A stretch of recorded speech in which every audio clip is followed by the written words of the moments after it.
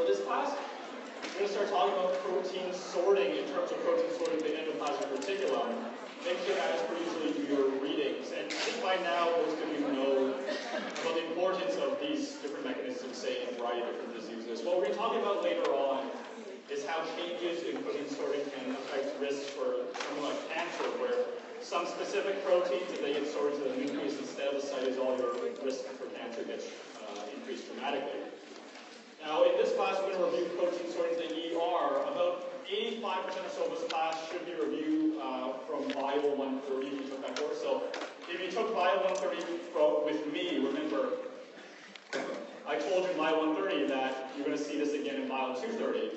I told you not to get the same stuff wrong in two separate courses on two separate exams, because that would be horrible. So hopefully you got it right in Bio 130 and get it right now. If not, hopefully you at least get it right now. And then if you took Bio 130 with, I think this was Jennifer Mitchell's section last year. So you took it with Professor Mitchell, it's the same slides, right? So hopefully you're good to go. Now, this slide shows an overview of protein sorting through the secretory pathway. On the top left, we're looking at the topological relationships between the various compartments of the cell. So if you're sorted into the orange side, you tend to stay in the orange side. Remember, if you make proteins into the endoplasmic reticulum lumen, you stay in the lumen, you'll go into the vesicles, you go into the Golgi, you can go to all the different orange places like the lysosome, secretory vesicles, the outside of the cell.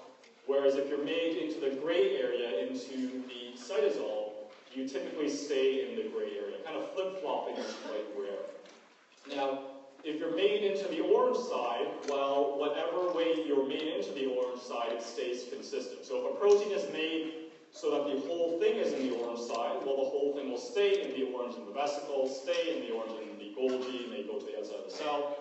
If you're made into the membrane of the endoplasmic reticulum, well, then you stay in the membranes all the way through. If you're made so that the N-terminus is in the lumen and C-terminus is in the cytosol, that stays consistent. The C-terminus will always be facing the gray side, and the N-terminus will always be facing the orange side. Just depends on how you're made into the lumen, or into the membrane. Now, proteins are sorted to the ER by transmembrane transport, and they can be further sorted by vesicular transport to other compartments for the cell surface. So we're talking about how you go from the cytosol to the ER, or to the ER membrane, and then vesicular transport from there to a variety of different destinations. The ER is quite a dynamic network. I'll show you a quick video showing how the ER actually changes quite often. The endoplasmic reticulum is a highly dynamic network of interconnected tubules that spans the cytosol of a eukaryotic cell, like a spider's web. The network is continually reorganizing, with some connections being broken, while new ones are being formed. Motor proteins moving along microtubules can pull out sections of endoplasmic reticulum membranes to form extended tubules that then fuse to form a network.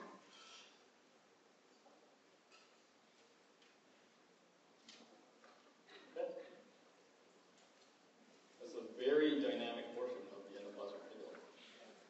Now, the major functions of the ER are going to be to synthesize modified proteins, or get synthesis of lipids, and proteins sorted to the ER have an ER signal sequence.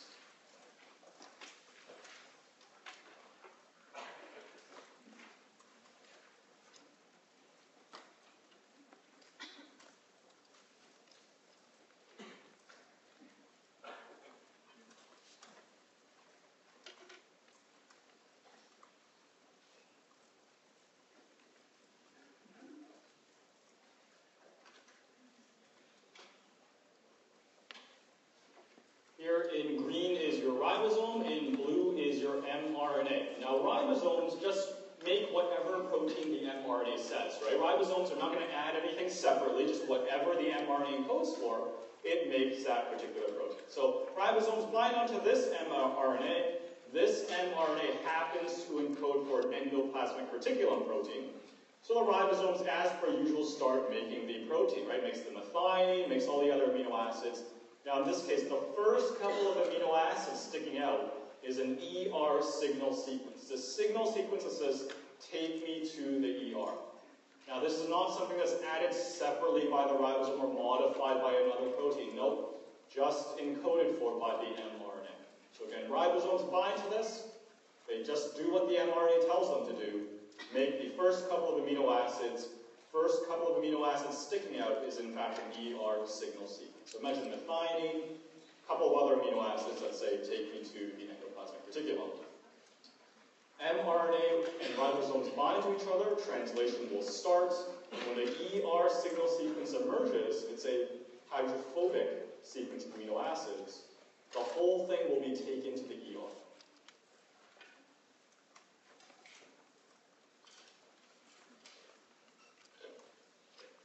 Remember, it's co-translational translocation. Co-translational translocation, as in while you're translating it, you're translocating it, you're moving it. While you're translating it, you're moving it.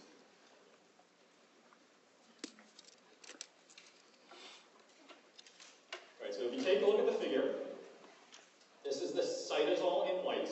This is the endoplasmic reticulum membrane. Now here are a whole bunch of ribosomal subunits. As it says here, it's a common pool of ribosomal subunits.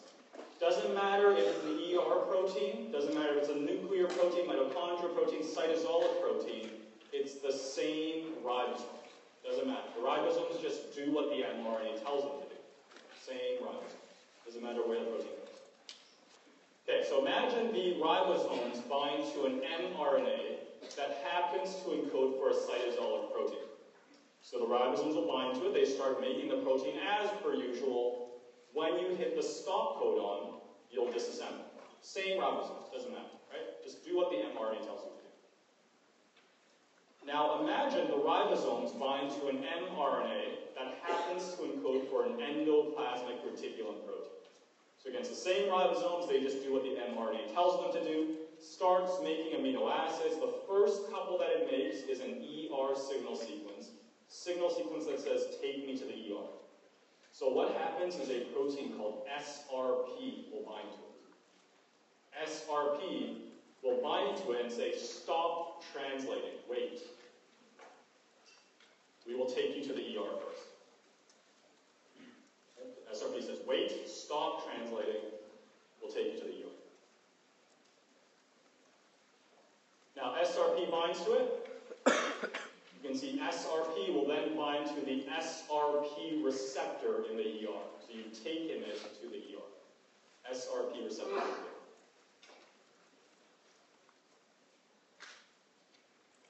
It will then transfer the ribosome, the mRNA, the partially made protein, to a translocator.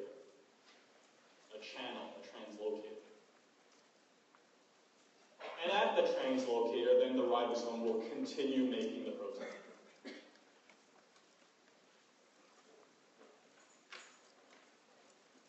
And that is that co-translational translocation. Right? Co-translational translocation. As in, while you're translating it, you're translocating. Co-translational translocation. You reach the stop codon, ribosome disassembles, same ribosomes. Okay, so quick review, gets more complicated. This is the cytosol, this is the ER, same ribosomes make all the different proteins. If a ribosome binds to an mRNA that happens to encode for a cytosolic protein, it will make the cytosolic protein. When you reach the stop codon, you will disassemble. Imagine the ribosomes now bind to an mRNA that encodes for an ER-destined protein. Well, it starts making the protein as per usual. First couple of amino acids that sticks out is an ER signal sequence. So SRP comes in, will bind to it and says, stop, don't translate anymore, stop. We will take you to the ER, where the SRP receptor is. We will then transfer everything over to a translocator. Now you can continue making the protein. Protein will be fed through. When you hit the stop codon, ribosomes will disassemble. Down here, this is co-translational translocation. Now, looking at the SRP and the SRP receptor, they in fact both bind to GTP. They're GTPases.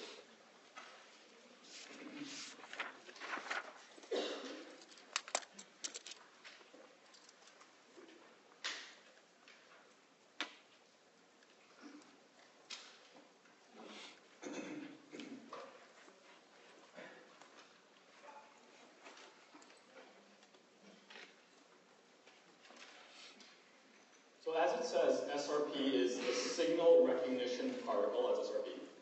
And SRP receptor, they both will bind GTP and they'll both be able to cut it. They both have GTPase domains. SRP is what we call a promiscuous protein. So I didn't name it that. That's a scientific term. Like, I don't care about promiscuity, right? That's nothing, none of my business. But SRP is what we call a promiscuous protein. And what it does is actually it binds to a lot of ribosomes with quite low affinity. So the scientific term is that it goes around kissing a lot of ribosomes. So SRP kisses one ribosome, moves to another ribosome, kisses another ribosome, right? Very, very low affinity. Now, when SRP reaches a ribosome with an ER signal sequence sticking up, it will now bind to it with high affinity. So imagine here is a ribosome. It's translating this mRNA. It's making this amino acid sequence sticking out, this polypeptide sticking out. You have an ER signal sequence sticking out. So if SRP sees this ER signal sequence, it will no longer be promiscuous. It will bind to this with very high affinity. You can see SRP grips onto the signal sequence as well grips onto the ribosome. Binds it with very high affinity. And it's going to take it to this SRP receptor at the endoplasmic reticulum membrane. So the ribosome will eventually be transferred over to a protein translocator, which is a gated channel.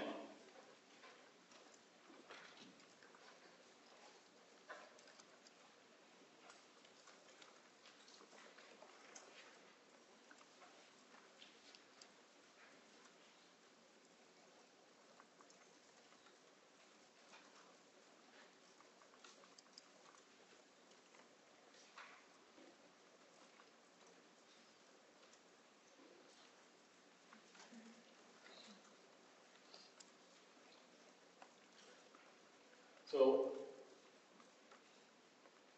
if you look here, here's SRP binding to the ribosome and the protein that's being made. You can see it binds to the SRP receptor. What happens is SRP and the SRP receptor will cut GTP to GDP. You can see it cuts it to GDP. SRP will leave. You get the ribosome transferred over to the protein translocator. Now you'll start making the protein again, or continue making the protein, and you start feeding it through into the ER. You'll notice, oh, it doesn't say here, but you should write this in, that the translocator does bind to the start transfer sequence, the red sequence here, the signal. So the translocator does bind to that signal sequence.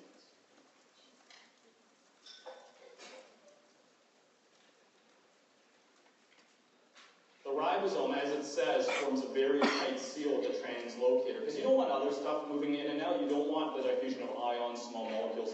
That's not what the point is here, right? That's not the purpose here. The purpose here is just to feed that polypeptide chain through as you're making it. Okay, so quick review. Again, we're talking about this protein being made. It's the same ribosomes that make all your different proteins. It's going to translate this mRNA. You have this ER signal sequence, a start transfer sequence, a sequence that says, take me to the ER. SRP will grip to it with high affinity, grips to the ribosome as well. It's going to stop translation, takes everything to the SRP receptor. You use GTP in the process, cut it to GDP. You transfer everything over to the translocator, where you will now continue translation, and you start feeding the protein through. And the translocator does bind to the signal sequence, the red sequence. Now that's kind of the overview. The first type of protein we want to focus in on are soluble proteins. And the ER signal sequence is an N-terminus start transfer sequence, which will be cut off by signal peptidase.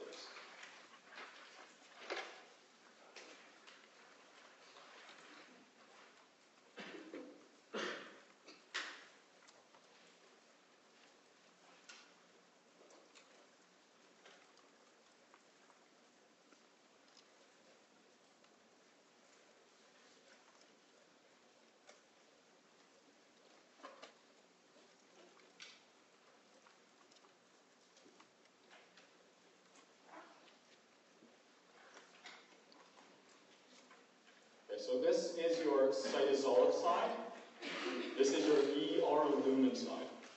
And we're talking about soluble proteins, as in proteins that get made into the ER lumen. Remember, if you're in the ER lumen, you can go to other lumens, like the Golgi lumen, etc.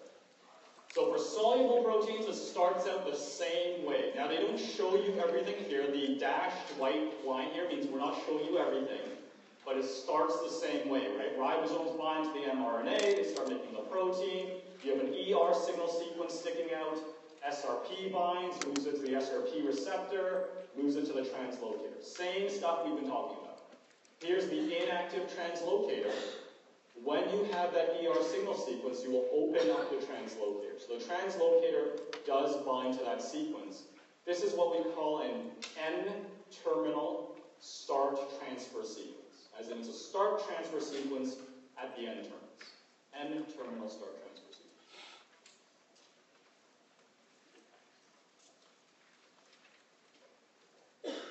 So with an N-terminal start transfer sequence, yes, you bind to it, and you'll start making the protein again. So I know it's dashed white, but there's going to be a ribosome here, there's going to be an mRNA, that's all going to be there.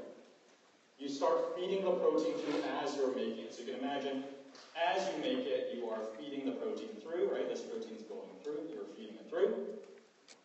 A signal peptidase will come in and cut off the N-terminal start transfer sequence. You don't need this anymore, you've already started the transfer. So you can cut off the N-terminal start transfer sequence. The rest of the protein gets fed through into the ER loop. This will be degraded. This red signal N-terminal start transfer sequence will be degraded. If you look at the translocator, when it's open, it actually has a couple of entry and exit points. As in, protein can go through here if it's open, can go in this side, and then the start transfer sequence actually goes laterally into the membrane. So there are a couple of entry and exit points. All right, quick summary. You have the start transfer sequence, an N-terminal start transfer sequence. Everything happens as we talked about. This will open the translocator. Ribosome starts making the protein again, or continues making the protein, I should say. As you're making the protein, you are feeding it through into the ER lumen. A signal peptidase will bind and will cut that start transfer sequence. You will then release it laterally and destroy it. The rest of the protein will get fed through into the ER. Okay, so clicker questions. What proteins are sorted to the endoplasmic reticulum? All proteins. B, all proteins with an amphipathic alpha helix. C, all proteins with an ER signal sequence. D, all proteins with a C-terminal SA. So buzz it now. Okay.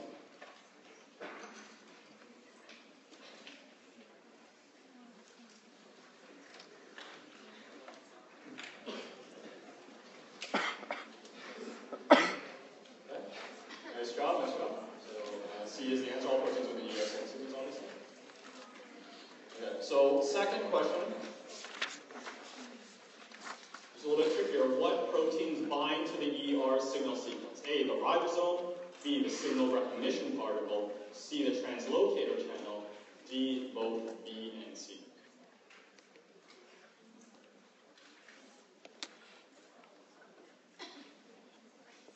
So a little bit trickier. Close it if you can. Nice, yeah. So D, both B and C. So actually, this is amazing. Like I already knew from the kind of questions I was getting on the discussion board and during third hour that this class was like a very, very good class. Like it's a very smart class. And this is actually really high. I usually expect about 50% of the students to get this right, whereas kind of the majority did. So this is a very, very good class. So don't be too discouraged if you didn't, right? You just need to review it and be okay. But yeah, both the SRP and the translocator channel will bind to the ER signal sequence. So let me show you the first couple of seconds just from this video that gives you an overview of exactly what we just talked about.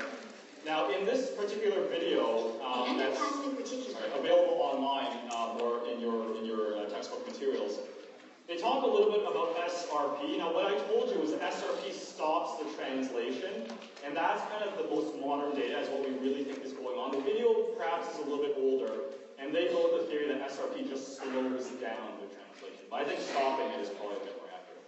Or ER, is the most extensive membrane system in eukaryotic cells. Proteins transported to the Golgi apparatus, endosomes, lysosomes, and the cell surface all must first enter the ER from the cytosol.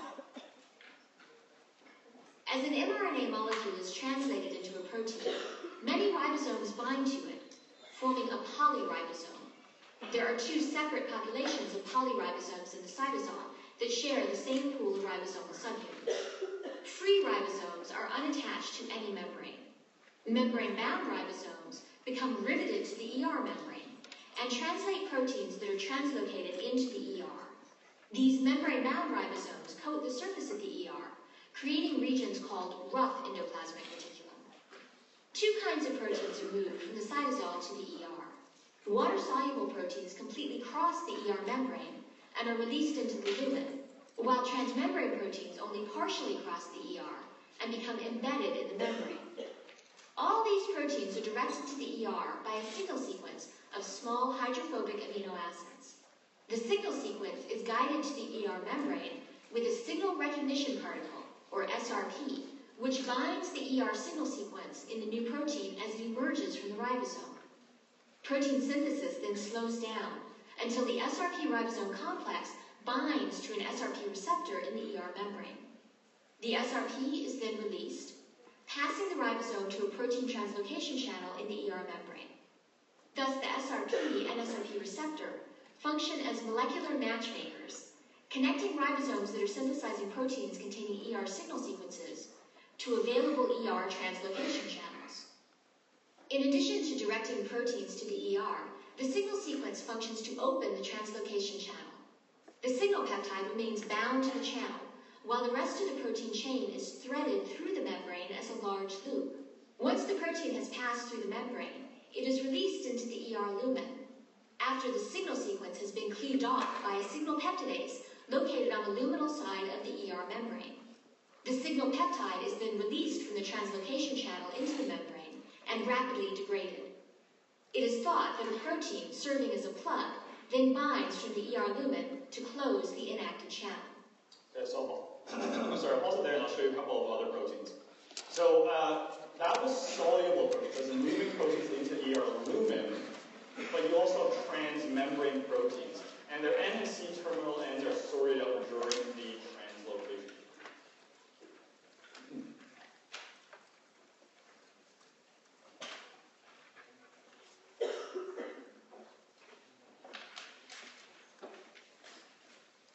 There are several different types of single-pass transmembrane proteins. There are 3 types of insertions. I want you to take down 3 notes here that's going to help you over the next section. So number 1, you want to take down that N-terminal start transfer sequences. Again, N-terminal start transfer sequences are cleaved. N-terminal start transfer sequences are cleaved. Number 2, stop transfer sequences. Stop transfer sequences are not cleaved. Stop transfer sequences are not cleaved. Number 3, internal start transfer sequences. Again, internal start transfer sequences are not cleaved. Internal start transfer sequences are not cleaved. Okay, so again, number 1, N-terminal start transfer sequences, like the one we just saw, right? N-terminal start transfer sequences are cleaved. That's the first rule. Second rule was stop transfer sequences are not cleaved. And the third rule was internal start transfer sequences are not cleaved. Okay, so see what I mean when we talk about these 3 types of membrane proteins. So if you look here, this is the ER lumen, this is the cytosol. You're going to see this in a sec. What we're going to see is that an N-terminal start transfer sequence gets cleaved, and then you will have a stop transfer sequence that is not cleaved. And in this case, you'll have an N-terminus in the ER lumen, C-terminus facing the cytosol. You can also have an internal start transfer sequence, and internal start transfer sequences are not cleaved. You can have a case where the N-terminus is facing the cytosol, and C-terminus is facing the ER lumen. Or you can also have an internal start transfer sequence, again not cleaved, where the C-terminus is facing the cytosol, and N-terminus is facing the ER lumen. So there's different orientations to these things. Now we're going to talk about each one of these 3. First one is the going to be the N-terminal start transfer sequence. So N-terminal, right up here, start transfer sequence. You know that's going to be cleaved, but there's going to be a stop transfer signal that is not cleaved.